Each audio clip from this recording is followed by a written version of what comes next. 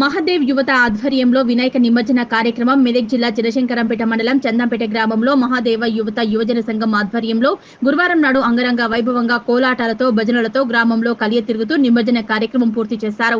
ఈ కార్యక్రమంలో విశేషంగా శివుడు, డమరుకం, శ్రీరాముని విగ్రహాలు ఆకర్షణగా నిలిచాయి. ఈ కార్యక్రమంలో మాజీ సర్పంచ్ శ్రీలతా స్వామి, మాజీ ఎంపీటీసీ సభ్యులు శివకుమార్, యువజన సంఘాల సమితి మెదక్ జిల్లా ఉపాధ్యక్షులు నాయని ప్రవీణ్ కుమార్, మహదేవ్ యూత్ అసోసియేషన్ సభ్యులు, గ్రామస్తులు, యువజన సంఘాల నాయకులు, మహిళలు, కోలాటాల భక్తులు, భజన భక్తులు తదితరులు పాల్గొన్నారు.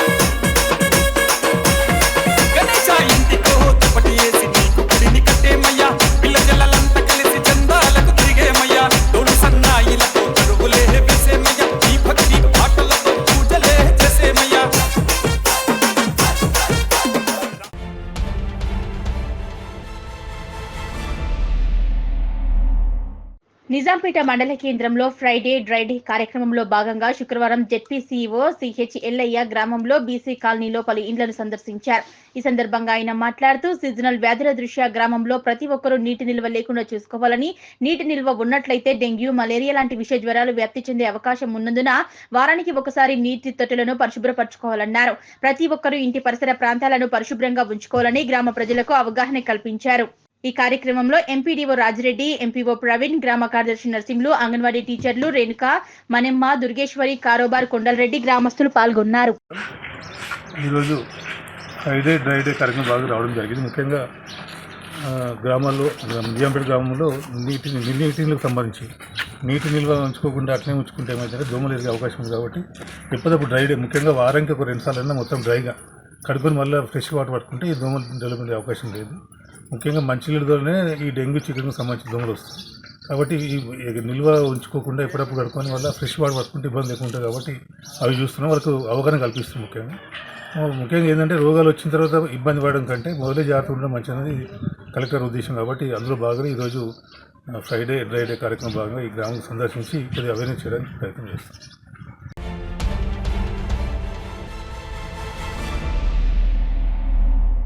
మెదక్ జిల్లా నార్సింగి మండల కేంద్రం గ్రామ పంచాయతీ అధికారుల నిర్లక్ష్యం, మురికి కంపుతో పెంట కుప్పలు సంవత్సరాలు గడుస్తున్నా పట్టించుకొని సంబంధిత అధికారులు గ్రామాల్లో అభివృద్ధి ధ్యేయంగా ప్రవేశపెట్టిన పారిశుద్ధ్య పనులు చాప కింద నీరులా కనిపిస్తున్నాయి.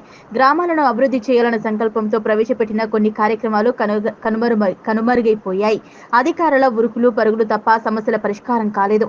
గ్రామాల్లో సమస్యలు తిష్టవేసి కనిపిస్తున్నాయి. గ్రామాల్లో ఉండే ప్రధాన సమస్యలపై దృష్టి సారించినట్లు కనబడటం లేదు. పనులు పూర్తి కాకుండానే పూర్తయినట్లు ముగించారు. ప్రశ్నించారు. సమస్యలు ఉన్నా జరిగినట్లు తీర్చని లోట్లు, ఆరోపణలు జోరుగా వినిపిస్తున్నాయి. కేంద్రంలోని 7, 5, 6 వార్డులలో మురికి కంపుతో, పెంట గుంతలతో నీరు మొత్తం నిండి దోమలతో కాలనీవాసులు విష జ్వరాలతో బాధపడుతున్నారు.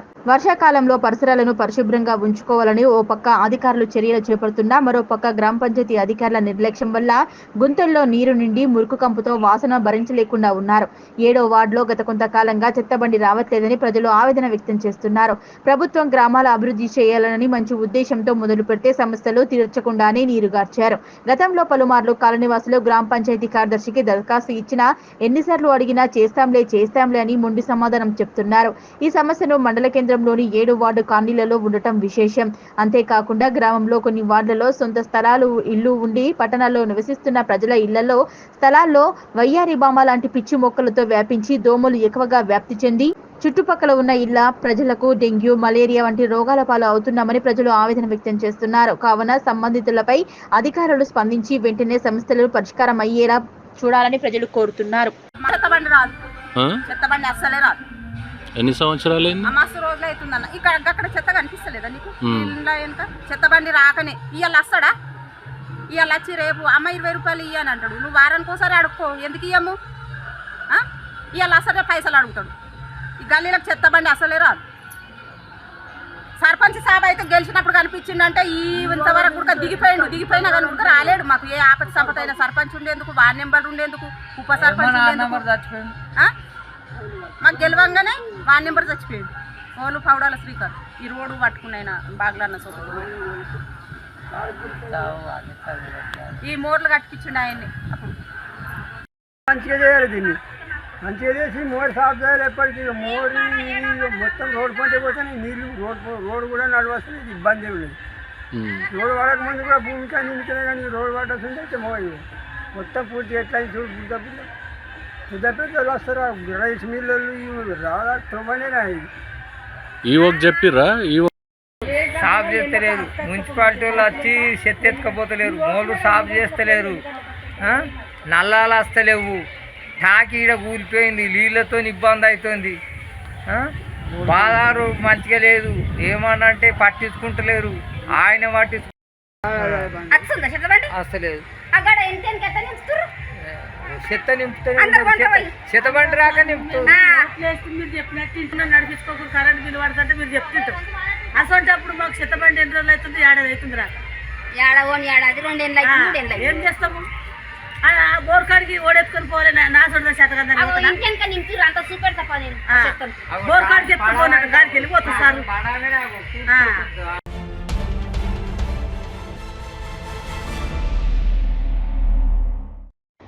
హైదరాబాద్లోని కొంపల్లిలో గల సైనీస్ కిచెన్ రెస్టారెంట్ను ప్రారంభించారు బీఆర్ఎస్ వర్కింగ్ ప్రెసిడెంట్ మాజీ మంత్రి కేటీఆర్. ఈ రెస్టారెంట్ ప్రారంభోత్సవంలో కేటీఆర్తో పాటు ఎమ్మెల్యేలు వివేకానంద, మాధవరం కృష్ణారావు, ఎమ్మెల్సీ షంబీపూర్ రాజుతో పాటు కొంపల్లి మున్సిపాలిటీ చైర్మన్లు పాల్గొన్నారు.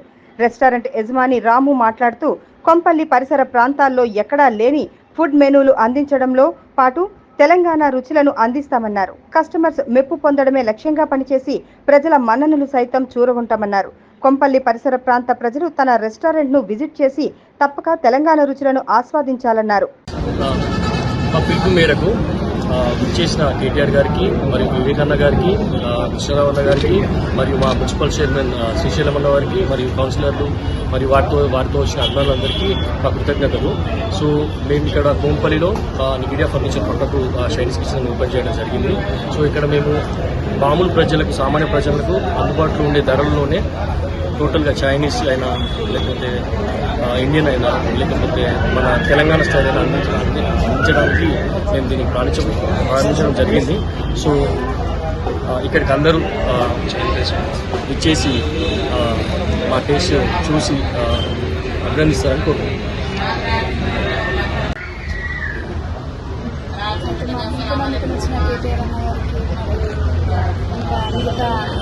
వాళ్ళందరికీ కృతజ్ఞతలు. అయితే మరి ముఖ్యంగా ఏంటి అంటే అన్న రావడం నాకు ఎంతో సంతోషంగా ఉంది. అన్నకి కృతజ్ఞత కలిగి ఉండాలి. ఏంటంటే వచ్చిన మీ అందరికీ కూడా కృతజ్ఞతలు తెలియజేస్తూ ఉన్నాము. మరి ముందు కూడా దానికి ముందు మీరు రావాలని కూడా మేము ఆశపడుతూ ఉన్నాము. వచ్చిన మరి ముఖ్యంగా మాది ఎల్లారెడ్డిపేట అక్కడ మా మామ తోట ఆగయ్య గారు ఆయన ద్వారా కేటీఆర్ సార్ రావడం జరిగింది. దీన్ని బట్టి ఇది ఇంత గ్రాండ్గా జరగడానికి మీరందరికీ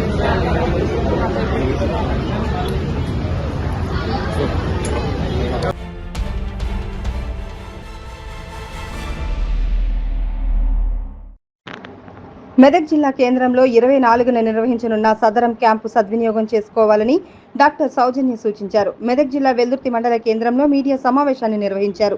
వికలాంగుల గుర్తింపు కోసం ఈ నెల 24వ తేదీ మంగళవారం మెదక్ ప్రభుత్వ ఆసుపత్రి నందు ప్రత్యేక క్యాంపు ఏర్పాటు చేస్తున్నందున శారీరక వికలాంగులు, దృష్టిలోపం ఉన్నవారు, మూగ, వినికిడి లోపం ఉన్నవారు, మానసిక వికలాంగులు ఈ అవకాశాన్ని సద్వినియోగం చేసుకోవాలని సూచించారు.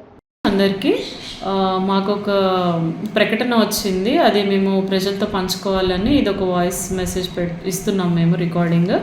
దాంట్లో విషయం ఏంటి అని అంటే సెప్టెంబర్ 2024 ఈ నెలలో 24వ తారీఖున సదరన్ క్యాంప్ అనేది మనకి మెదక్ జిల్లాలో జరుగుతుంది.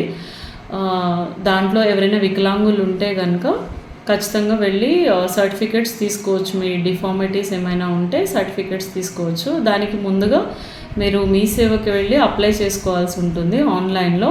మీ సేవలో ఆల్రెడీ మీరు అప్లై చేసుకున్నప్పుడు ఒక రసీదు, దానిపైన మీకు ఒక డేట్ అనేది వస్తుంది, మీరు క్యాంప్కి ఎప్పుడు అటెండ్ అవ్వాలని దాని మీద ఉంటుంది. సో దాని ప్రకారం మీరు మెదక్ డిస్టిక్ వెళ్ళి అటెండ్ అవ్వండి. టైమింగ్స్ అయితే 9 o'clock నుంచి 2 o'clock వరకు సదరన్ క్యాంప్ అనేది ఉంటుంది.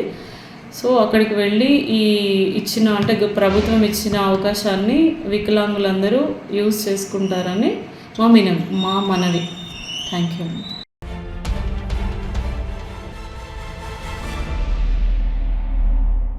నిజాంపేట మండల పరిధిలోని చెల్మెడే గ్రామంలో గ్రామానికి చెందిన రెడ్డి కరుణాకర్ గత 15 రోజుల క్రితం మరణించారు. కరుణాకర్ జ్ఞాపకార్థం 2014-15 బ్యాచెస్ తోటి స్నేహితులు హైస్కూల్ విద్యార్థులకు ప్లేట్స్, బుక్స్, పెన్స్ అందించారు. ఈ సందర్భంగా వారు మాట్లాడుతూ తోటి స్నేహితుడు కరుణాకర్ మరణ వార్త జీర్ణించుకోలేకపోతున్నామన్నారు. అతని ఆత్మశాంతి కోసం 5 నిమిషాలు మౌనం పాటించి అతని జ్ఞాపకార్థంగా పాఠశాలలోని విద్యార్థులకు ప్లేట్స్, బుక్స్ అందించామన్నారు. ఈ కార్యక్రమంలో పాఠశాల ప్రధానోపాధ్యాయులు యాదగిరి, వేణుగోపాల్, లింగం, రామ్మోహన్ శర్మ, తొలి స్నేహితులు ఆకుల రాజు, పిట్ల నవీన్, చిట్టి సురేష్, ప్రశాంత్, తిరుమల్ గౌడ్, జంగి రమేష్ తదితరులు పాల్గొన్నారు. అంటే ఆయన చేసినటువంటి చిన్న మిస్టేక్ కావచ్చు, చిన్న ఆవేశమే కావచ్చు, చిన్న విషయాలకే మనసు ఆత్మను స్థైర్యం చేసి ఆత్మను కోల్పోవడం, చనిపోవడం అంటే మనిషిలోని ఆత్మ వెళ్ళిపోవడం. కనుక మనిషిలోని ఆత్మను కోల్పోవడం అనేది, ఆత్మాభిమానం లేకుండా చనిపోవడము, ఆత్మను కోల్పోవడం అనేది చాలా బాధాకరమైనటువంటి విషయం. ఏదో మామూలుగా అనుకోకుండా జరిగినటువంటి విషయాల్లో కాకుండా స్వతహాగా చనిపోవడం అనేది చాలా బాధ కలిగించేటువంటి అంశం. దానికి ఇలాంటి మిత్రులు ఉండడము కరుణాకర్ అసలు అదృష్టవంతుడు. యాక్చువల్ ఎవరితో చెప్పుకున్నా ఆయన ప్రాబ్లం వెళ్ళిపోతుండే కావచ్చు. కనుక ఎవరైనా సరే మన మిత్రుల యొక్క ప్రాబ్లం వచ్చిందంటే మనం ముందే చొరవ తీసుకోవాలి. అయిపోయిన తర్వాత చొరవ తీసుకున్న కన్నా మనం ముందే చొరవ తీసుకోవాలి. మన మిత్రుడు ఎవరైనా దగ్గర వాళ్ళు ఉన్నారనుకోండి, వాళ్ళకి ఏమైనా ఇబ్బంది అవుతుంది, లేకపోతే జ్వరం వచ్చింది, వాళ్ళ ఇంట్లో ఏదైనా ప్రాబ్లం లేదు అంటే వెంటనే చొరవ తీసుకోవాలి. అందరు మిత్రులు కూడా, ఎవరైనా సరే మీ మిత్రులు కూడా, ఇంతకుముందు కూడా ఇక ముందు కూడా ఏదో జరిగిపోయింది దాన్ని మనం తీసుకురాలేము వాపస్. కనుక వెంటనే మనం స్పందించాల్సినటువంటి అవసరం ఉన్నది. నాకు చెప్పిర్రా, చెప్పలేదా, నన్ను కోరలేదా, అడగలేదా అనేది కాదు. కనుక మనకు ఎవరైతే దగ్గర ఉంటారో, దగ్గర వాళ్ళకి, ఇక దూరం వాళ్ళ సంగతి తర్వాత, మనకైతే ఎవరైతే దగ్గర ఉంటారో, మిత్రులతో ఉంటారో వాళ్ళకి ఎంతనే స్పందించాలి. అది మంచి కానీ చెడు కానీ, వాళ్ళు ఎట్లా ప్రాబ్లం వచ్చినా ఏదైనా.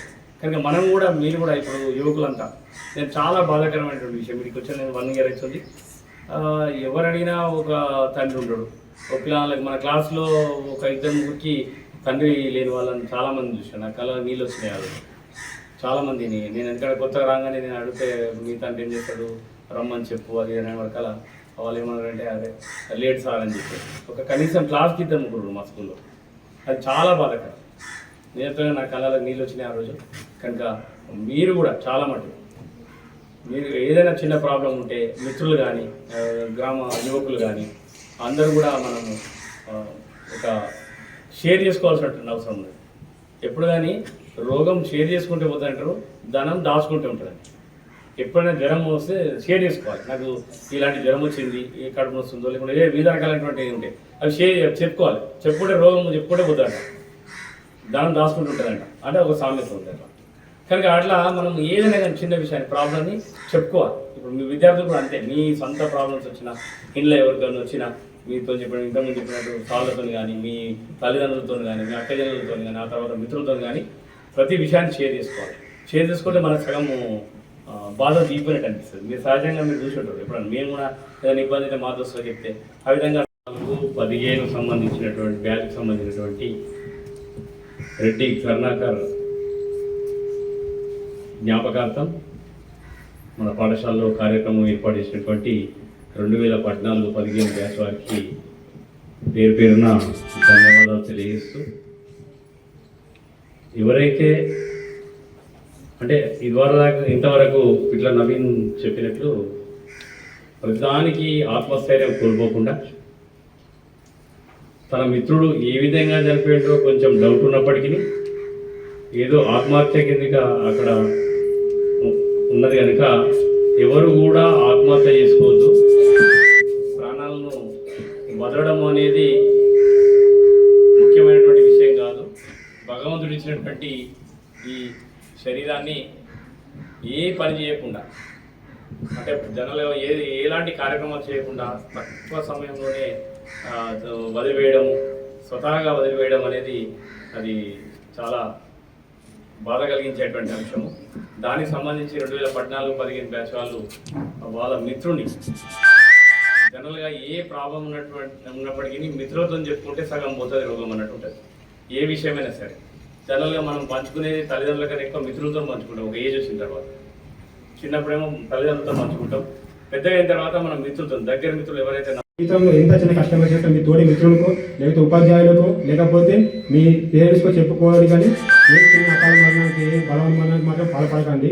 మీ భవిష్యత్తు అనేది మీ స్కూళ్ళలో ఉన్నది. మీకు ఎటువంటి అవసరాలు వచ్చినా సరే మీ ముందు తరం వాళ్ళుగా, మీ ముందు బ్యాచ్ వాళ్ళుగా మీకు ఏ చిన్న సహాయం కావాలన్నా మాకు చెప్పినా కానీ మా వంతు ఉల్టాభక్ సహాయంగా మేము చేయడానికి సిద్ధంగా ఉన్నాము. ప్రతి విషయంలో మీ తోడుగా ఉంటాము.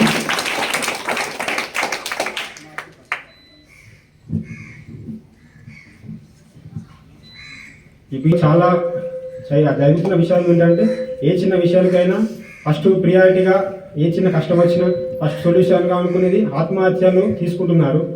అలా కాకుండా ఏ చిన్న కష్టాన్ని సరే ఎదుర్కొనే విధంగా మీరు మనోబలాన్ని పెంపొందించుకోవాలి. మీరే రేపటి పౌరులుగా మీరు ఈ దేశానికి ఎంతో సేవ చేసే విధంగా ఉంటారు. ప్రతి చిన్న కష్టాన్ని మీరు కుంగిపోయి ఏదో అయిపోయింది, ఏదో జీవితంలో నాశనం అయిపోయింది అనుకోకుండా ప్రతి చిన్న విషయాన్ని కష్టంతో ముందుకు ఎదుర్కొని మీరు మనోబలాన్ని, మనోధైర్యాన్ని, ఆత్మధైర్యాన్ని కూడబెట్టుకొని ఆ కష్టాన్ని ఎదిరించి కష్టాలతో పోరాడి మేము చేయగలుగుతాము అనే విధంగా మీరు చేయాలని మా యొక్క కోరిక. ఈ జీవితం అనేది చాలా చిన్నది. మనం చనిపోయిన మా సేవ పథకం చేస్తే జననం మరణం మధ్యలో ఇచ్చిన గీతంతే మన జీవితము. ఆ జీవితాన్ని కూడా మన జీవితం మనం నాశనం చేసుకోకూడదు. ఎంత పెద్ద కష్టం వచ్చినా సరే, ఎంత చేయజారిపోయిన విషయాలు ఉన్నా సరే, ప్రతి ప్రాబ్లంకు చిన్న సొల్యూషన్ ఉంటే ఆ సొల్యూషన్ వెతుక్కోవాలి. అయితే ఆ కష్టాన్ని మనం చేయలేకున్నా కానీ ఆ కష్టాన్ని ఎదుర్కోగల ధైర్యమైన మన తోటి మిత్రులు, మన తోటి ఉపాధ్యాయుల నుంచి కానీ ఎవరి నుంచో మనం పెంపొందించుకోవచ్చు. కానీ ఎటువంటి పరిస్థితుల్లోనూ మీరు కానీ ఎవరు కానీ చిన్న చిన్న విషయాలకి కానీ ఎటువంటి కానీ బలవన్మరణాలకు పాల్పడొద్దని నా యొక్క మనవి. సంవత్సరాలు మధ్యాహ్నం భోజనం ప్లేటు పట్టుకున్నారంటే బ్యాచ్ ఏది బ్యాచ్ గుర్తు రావాలి మీకు? 2014-15 బ్యాచ్ ప్లేటు పట్టుకోగానే గుర్తొస్తారు. అలాంటి ఒక శాశ్వతమైనటువంటి ఒక పని చేస్తూ ఉన్నారు. తర్వాత ప్రతి ఒక్కరికి కూడా, ఎందుకంటే ఇంకా వాళ్ళు మొత్తం ఉద్యోగ జీవితంలో కానీ స్థిరపడలేదు. అయినా కూడా ఉడతా భక్తి అంటారు. తనకు తోచినంత కొందరు అందరూ కూడా వాళ్ళు ప్రోగు చేసుకొని తన మిత్రుడైనటువంటి కరుణాకర్ జ్ఞాపకం చేసుకుంటూ ఒక్కొక్క విద్యార్థికి ఒక మంచి పుస్తకము, అంటే నోట్బుక్ మరియు పెన్ను ఇవ్వాలనేటువంటి సందర్భము కనుక ఇంకా మిగతా విషయాలు వాళ్ళ మాటలలో నేర్చుకుందాం. అసలు వాళ్ళు ఎందుకు చేస్తున్నారు అనేటువంటిది. సందర్భం వచ్చింది కనుక మాట్లాడుతుంటారు మైకాసురులని, మైక్ దొక్కే దాన్ని వదలరని. మేము కూడా అదే సందర్భం, ఏ సందర్భం ఏదైనా సరే, ఖర్చు మీదైనా సరే, పాఠశాలలో ఉన్నటువంటి వచ్చినటువంటి వసతులన్నీ మీకు తెలియజేస్తే, మీరు మీ గ్రామంలోకి చెప్తే, తద్వారా మన యొక్క పాఠశాల యొక్క ఇదివరలో ఒక 250 మందితో వెలిగిపోయినటువంటి ఈ జడ్పీహెచ్ఎస్ చల్మడ పాఠశాల పూర్వ వైభవాన్ని సంతరించుకోవడానికి ఇది ఒక వేదికగా మాత్రమే మేము అనుకుంటున్నాము.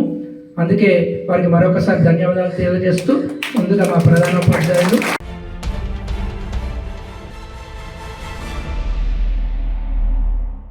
మెదక్ జిల్లా వెల్దుర్తి మండల కేంద్రంలో శుక్రవారం ఎస్జీఎఫ్ ఆటల పోటీలు ముగింపు కార్యక్రమం నిర్వహించారు. స్థానిక జిల్లా పరిషత్ పాఠశాల వద్ద నిర్వహించిన కార్యక్రమంలో 2 రోజుల పాటు నిర్వహించిన ఆటల పోటీల్లో విజేతలుగా నిలిచిన క్రీడాకారులకు బహుమతులు ప్రదానం చేశారు.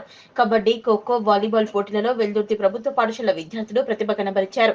జిల్లా స్థాయి పోటీలలో వీరు పాల్గొననున్నారు. ఈ సందర్భంగా ఉపాధ్యాయులు మాట్లాడుతూ విద్యార్థులు చదువుతో పాటు ఆటలపై శ్రద్ధ వహించాలని, తద్వారా శారీరక దారోగ్యం పెరిగి మానసిక ఉల్లాసంగా ఉంటారన్నారు. ఆటల ఉద్యోగరీత్యా కూడా ఎంతగానో ఉపయోగపడతాయని, అవకాశాన్ని క్రీడాకారులు సద్వినియోగం చేసుకోవాలన్నారు. Principal Sambaiah, PTS Srinivasarao, Kukunuru Manohar sir, Mangalaparthi Srinivas sir, Bandapochampalli Laxman sir, Manepalli Santosh sir తదితరులు పాల్గొన్నారు. వచ్చిన అందరు పీఈటీలు, ఎందుకంటే ఇక్కడ ఉన్నటువంటి పీఈటీలు మన తర్వాత పీఈటీలు ప్రమోషన్ పైన బయలుపై వెళ్ళడం జరిగింది. మరి గత కొన్ని రోజుల నుండి, కొన్ని సంవత్సరాల నుండి కూడా ఎస్జీఎఫ్ గేమ్స్ ఎప్పుడు వచ్చినా కానీ మండల స్థాయిలో మా పాఠశాల పరిధిలోనే పెట్టడం జరుగుతుంది. మరి ఈ విద్యా సంవత్సరం కూడా మా పీటీ సార్ గారి ఆధ్వర్యంలో మిగతా పీటీలు అందరు కలిసి ఒకే ఏకతాటిపై వచ్చి ఈ ఆటలను అన్నింటినీ సక్సెస్ చేసినందుకు మరి విద్యార్థుల తరఫున మరియు తర్వాత విద్యార్థులు కూడా ఒక క్రమశిక్షణగా ఒక మన పాఠశాలను కాదు, ఒక వెల్దుర్తి పాఠశాలనే క్రమశిక్షణ అని కాదు, మరి మండలంలో ఉన్నటువంటి 5 పాఠశాలలో దాదాపు మంగళపర్తి కావచ్చు, మానపల్లి, తర్వాత కుకునూరు, తర్వాత బండపోసన్పల్లి, మరి ఇంకా ఉన్నటువంటి పాఠశాలలో మరి ఇక్కడ ఉన్నటువంటి పీఈటీలు తర్వాత ఉపాధ్యాయుల ప్రధానోపాధ్యాయుల చొరవతోటి కూడా ఒక సిస్టమేటిక్ వేలో వెళ్ళడం జరిగినది. మరి గతంలో ఉన్నటువంటి నేను ఒక్కసారి అంటే 22 and 23 అనుకుంటాను, ఒక పీటీ కానీ ఇంకో పీడీ కానీ కోఆర్డినేషన్ ఉండకపోవడం అనేటువంటి అప్పుడు నేను గమనించడం జరిగింది. ఎందుకంటే పీడీ చెప్తే పీఈటీనన్నా, పీఈటీ చెప్తే పీడీనా అనేటువంటిది అక్కడ ఆ వ్యత్యాసం వచ్చి ఆ పిల్లల్లో కూడా అది మా సార్కి ఇంతేనే అనేటువంటిది ఒక భావన ఏర్పడింది. కానీ నేను ఇప్పుడు చూసినా కానీ, నేను నిన్న చూసినా కానీ, ఇప్పుడు చూసినా కానీ మీరందరూ ఒక ఏకతాటిపై వచ్చి విద్యార్థులను ఒక క్రమశిక్షణలో ఉండి ఎక్కడి నుంచో వచ్చినా కానీ వెల్దుర్తిలో ఒక సిస్టమేటిక్గా ఉండాలనేటువంటిది మీరు పిల్లలకి ఏ విధంగా చెప్పారో మీరు అదే విధంగా కూడా పిల్లలు ఇక్కడ నడవడం జరిగింది. మరి మనసారా మరొకసారి ధన్యవాదాలు తెలియజేస్తూ, మరి గేమ్స్ అనేటువంటిది కూడా మన విద్యార్థి జీవితంలో ముఖ్యమైనటువంటి ఒక ఘట్టం.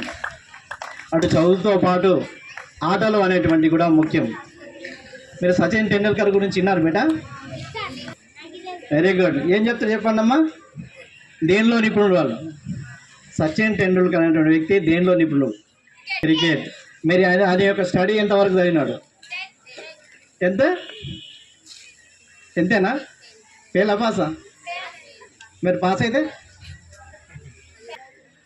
అతనికి ఒక క్రీడ అనేటువంటిది, ఒక ఆట అనేటువంటిది మక్కువ కాబట్టి ఆ ఆట దేనిలో కావచ్చు, అటు కబడ్డీలో కావచ్చు, ఖోఖోలో కావచ్చు, వాలీబాల్లో కావచ్చు, కానీ అందులో ఉన్నటువంటి మాధుర్యాన్ని మనం అనుభవించాలి.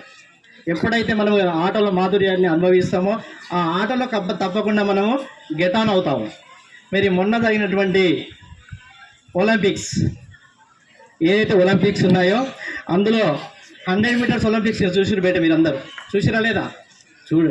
చూడాలి బేట. మొన్న 24 మొన్ననే జస్ట్ లాస్ట్ 1 month బ్యాక్ రావడం జరిగింది. దానిలో మన అమ్మాయిల దానికి వస్తే, ఉమెన్స్ దానికి పోతే జూలియన్ ఆఫ్రైడ్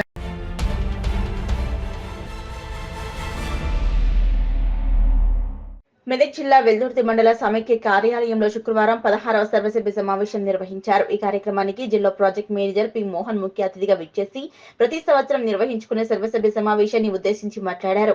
అన్ని గ్రామ సంఘాల సభ్యులు ఆర్థిక ప్రగతిలో భాగంగా ఈ సంవత్సరం 130% బ్యాంకు లింకేజీ ఎన్పీఏ 0.5% ఉండాలని తెలిపారు.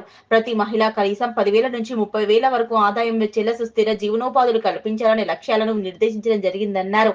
మరియు సామాజిక ప్రగతిలో భాగంగా తన బాధ్యత అనే నినాదంతో మండలంలో 9,260 మంది సభ్యులు తలా ఒక మొక్క నాటి 3 సంవత్సరాల వరకు కాపాడాలన్నారు. ఈ సమావేశంలో ఆదాయ వ్యయాలు, Mahila Shakti programme, dairy, backyard, poultry, food processing units మొదలగు అంశాలు చర్చించారు. కార్యక్రమంలో మండల సమైక్య అధ్యక్షురాలు నవనీత, ఏపీఎం శంకరయ్య, సిసిలు Satyam, Yadagiri, Srinivas Goud, Kishan, Rajitha, social action committee member Muktabai, అన్ని గ్రామాల సంఘాల ఆఫీస్ బేరర్స్ తదితరులు పాల్గొన్నారు. మనం ఈ చెట్టును ఒక 3 సంవత్సరాలు వేస్తే దాని వేర్లు భూమిలోకి వెళ్ళిపోయిన తర్వాత అవి దాని నుంచే ఆహారం తీసుకోవడానికి అలవాటు అయిపోతుంది కాబట్టి అది ఆటోమేటిక్గా పెరుగుతుంది. కాబట్టి దాన్ని మనము ఒక 3 సంవత్సరాలు సంరక్షించాలంటున్నాం. మరి మన మండలంలో ఎంతమంది సభ్యులు ఉన్నారు? 9,260 మంది ఉన్నారు. ఈ 9,000 మంది ఒక్కొక్కరు ఒక చెట్టు పెట్టింది అనుకో, ఎన్ని చెట్లు అయితే 9,250. ఒక్కొక్క చెట్టుకి 32 లక్షలు. ఒక చెట్టు నుంచి మనకు ఆదాయం ఎంత వస్తుంది? 32 లక్షలు. అంటే 9,000 ఇంటూ 32 లక్షలు ఎంత అవుతుంది? 60 లక్షలు. అంటే 27,60,00,000 రూపాయలు మనం సమాజానికి ఇచ్చినట్టు. అర్థమవుతుందా? మనకు తెలియకుండానే మనం సమాజానికి ఎంత ఇస్తున్నాము? 27 కోట్ల రూపాయలు ఇస్తున్నాం మన మండలం తరఫున. అంటే ఇప్పుడు మీ ఇంటి దగ్గర మొక్క పెట్టింది అనుకోండి, ఆ మొక్క మీ ఒక్కళ్ళకే ఆక్సిజన్ ఇస్తుందా? ఒక్కరికే ఇస్తుందా? చుట్టుపక్కల అందరికి ఇస్తుందా? అంటే మీరు ఒక్కరే పీల్చుకుంటారు ఆక్సిజన్. ఇప్పుడు హాస్పిటల్లో పోయినారు ఆక్సిజన్ మాస్క్ పెడతారు, అప్పుడు ఏం చేస్తుంది? అది ఒక్కరే పీల్చుకుంటారు. ఆక్సిజన్ మాస్క్ పెడితే ఒక్కరు మాత్రమే పీల్చుకుంటారు, దానికి డబ్బులు కట్టి. మరి ఇది చెట్టు పెడుతున్నాం కాబట్టి అది పెద్దగైన తర్వాత అందరికీ ఆక్సిజన్ ఇస్తారు, ఫ్రీగా ఆక్సిజన్ దొరుకుతుంది, డబ్బులు పెట్టకుండా మనకు ఆక్సిజన్ దొరుకుతుంది. కాబట్టి ప్రతి ఒక్కరూ ఎప్పుడు నాటుతారు మరి మొక్క? ఈ నెలాఖరు లోపల మీరు నాటాలా. ఈ నెలాఖరు అంటే ఏ నెల? సెప్టెంబర్ నెల. సెప్టెంబర్ 30వ తారీఖు లోపల ఏ రోజు డేట్ చెప్తారో ఆ డేట్ నాడు. ఇవాళ ఎంత డేటు? 20. అంటే ఇంకో వారం రోజుల తర్వాత 28వ తారీఖు నాడు అన్ని ఊర్లలో అందరూ కూడా చెట్లు పెట్టాలి. 28వ తారీఖు నాడు మనం డిసైడ్ చేసుకుందాం. ఒకటే రోజు అన్ని ఊర్లలో 9,000 మంది మొక్కలు నాటేసారు. అదేమన్నా కష్టమైన పనే? కానీ మొక్కలు నాటాలంటే ఒక 4 పాయింట్స్ గుర్తుంచుకోవాలి. ఏంటిది పాయింట్స్? 4 పాయింట్స్ అంటే మొక్కను ఎక్కడ నాటాలా, ప్లేస్, స్థలము. మరి స్థలము లేదు అంటారు చాలామంది. మా ఇంటికాడ జాగలేదు సార్. జాగలేకపోతే ఏం చేయాలి? పొలం కాడ నాటాలి. ఇంకా గుడి, బడి, స్కూల్ కాడ నాటాలి. మీ ఊర్లో స్కూల్ ఉంటుంది కదా, స్కూల్ కాడ నాటాలా, లేకుంటే గుడి దగ్గర నాటండి, బడి దగ్గర నాటండి, అంగన్వాడీ సెంటర్ దగ్గర నాటండి. ఎక్కడ ఒక చోట మొక్క మాత్రం నాటాలి. ఏదో ఒక రకమైన మొక్క. ఫస్ట్ మనం స్థలం ఎంపిక చేసుకోవాలి. రెండోది మొక్కను ఎంపిక చేసుకోవాలి. మొక్కను ఎంపిక చేసుకోవాలి. ఏ మొక్క నాటాలి? మరి ఏ మొక్క నాటాలా? అల్ల నెరడ, లేకుంటే మామన, మామిడి, జామన, రాగ, మీ ఇష్టం, కొబ్బరి, మీ ఇష్టం. మీరు ఏది నాటాలనుకుంటే ఆ మొక్క నాటచ్చు. ఆ మొక్కలు అనేది మీరు డిసైడ్ చేసుకోవాలి. ఒకటో పాయింట్ ఏంది? స్థలం. రెండో పాయింట్ మొక్క, ఏ రకమైన మొక్క అనేది. మూడవది ఏంటిది? నాటడానికి ఏం కావాలా? గుంత తీయాలి కదా. స్థలం ఆల్రెడీ డిసైడ్ అయిపోయినాం, గుంత తీయాలి. ఆ ఎంతలోకి నేను మన నర్సాపూర్లో పోతే ఇంత చిన్న గుంత తీసారు. మొక్కనేమో పెద్ద ఉంది, గుంతనేమో చిన్నగా ఉంది. అంటే దానికి కావాల్సిన గుంత తీయాల. నాలుగవది ఇంకా రక్షించుకోవడానికి కంచె కావాలా. కంచె కావాలా, ఫెన్సింగ్ కావాలా. ఏది చేస్తారో మీరు ఫెన్సింగ్ కూడా దానికి రెడీ పెట్టుకోవాలా. సో ఈ 4 రెడీగా ఉంటే మీరు మొక్క నాటడానికి రెడీ అన్నట్టు. మనం ఏ తారీఖు నాడు అనుకున్నాము? 28వ తారీఖు నాడు ఎవరు ఎక్కడ మొక్క నాటుతున్నారో ఆ మొక్క స్థలము డిసైడ్ చేసుకోండి. అది మీ సీసీలకు చెప్పండి, మేము కూడా వస్తాము. అవసరమైతే డిఆర్డిఓ గారిని, కలెక్టర్ గారిని కూడా పిలుస్తాము. ఫలానా ఇందుర్తి మండలంలో 9,000 మొక్కలు ఒకటే రోజు అన్ని ఊర్లలో నాటుతున్నారు సార్. ఒక్కొక్కరు మహిళా సంఘంలో నుంచి ఉన్న ప్రతి ఒక్క సభ్యురాలు ఒక మొక్క నాటుతున్నది. 9,000 మొక్కలు నాటుతున్నారు ఈరోజు 28వ తారీఖు నాడు అని చెప్పి కలెక్టర్ కూడా తీసుకొస్తాం. చేస్తారా? మరి చేయడానికి ఏమైనా ఇబ్బందా? చెట్టు పెట్టి వదిలేసేదైనా ఎప్పటిదాకా 3 సంవత్సరాల దాకా సంరక్షించాలి. ఏదో పెట్టినాము, కోతులు తిన్నాయి, లేకుంటే బర్రెలు తిన్నాయి, గొర్రెలు తిన్నాయి అంటే కుదరదు. పెట్టినామంటే మనం ఎవరు ఇంకా మన నవనీత చెప్పింది కదా, తల్లి పేరు మీద మొక్క నాటాలనుకున్నాం. తల్లి పేరు మీద నాటుతూ తల్లిని అట్లే వదిలేస్తామా? తల్లి మనల్ని ఎంత జాగ్రత్తగా చూసి ఇంత పెద్ద చేసింది. మరి తల్లిని లాగా మన మొక్కను కూడా మనం జాగ్రత్తగా చూసుకోవాల్సిన అవసరం ఉంది. కాబట్టి 28వ తారీఖు నాడు అందరూ కూడా దానికి కావాల్సిన 4 పాయింట్స్ ఏంటివి? 4 ఏంటివమ్మా? ఒకటోది స్థలము, ఒకటి అంటలేదు, సగం మంది అంటలేదు, స్థలము. రెండోది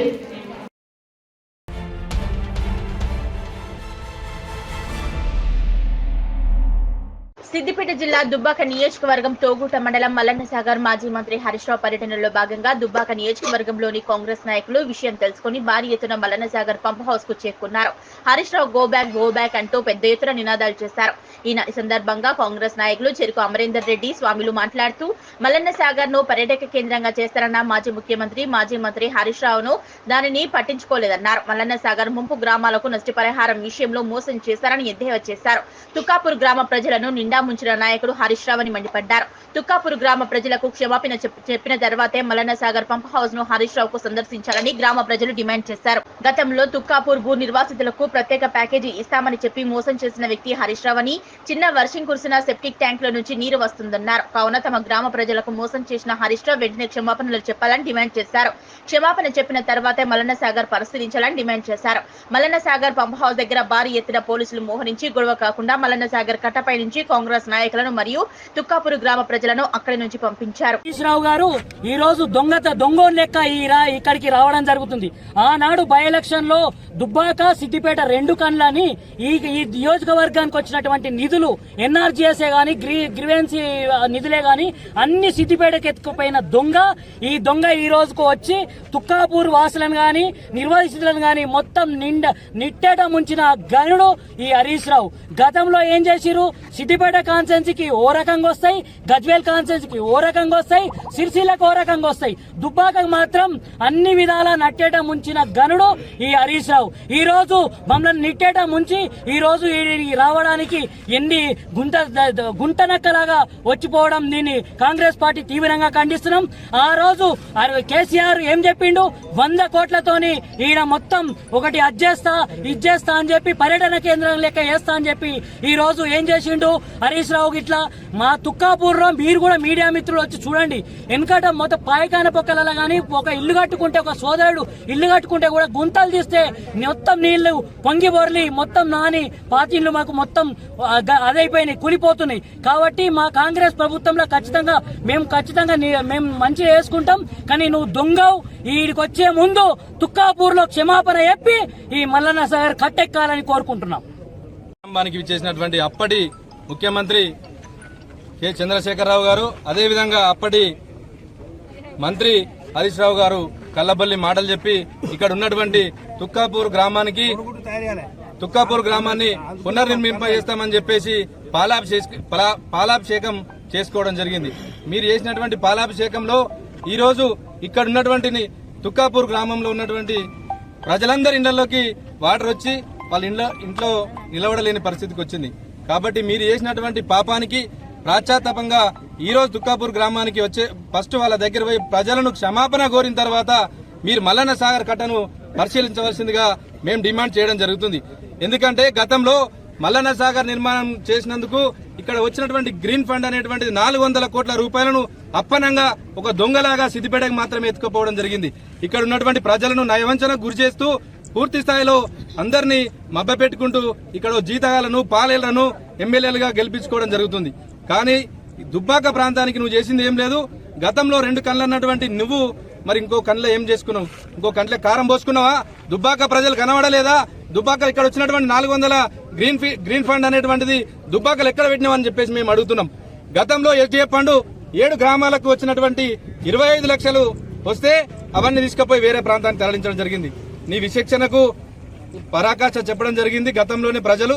ఇకనైనా నీ ప్రజలను, సిద్దిపేట ప్రజలను చూసుకోగాని ఇక్కడ వచ్చి మాకేదో నువ్వు చెప్తా నీతులు వల్లిస్తా అని చెప్పేసి అంటే దయ్యాలు వేదాలు వల్లించినట్టుగా ఉన్నది ఈరోజు. ఒక దొంగగా ప్రవర్తించి ఈరోజు మా ఇక్కడ ఏం పని ఉండదని రావడం జరుగుతుందని మేము అడుగుతున్నాం. వీళ్ళకి తక్షణమే తుక్కాపూర్ గ్రామస్తులకు క్షమాపణ చెప్పిన తర్వాత ఈ మల్లన్న సాగర్ను సందర్శించవలసిందిగా కాంగ్రెస్ పార్టీ పక్షాన మేము డిమాండ్ చేయడం జరుగుతుంది.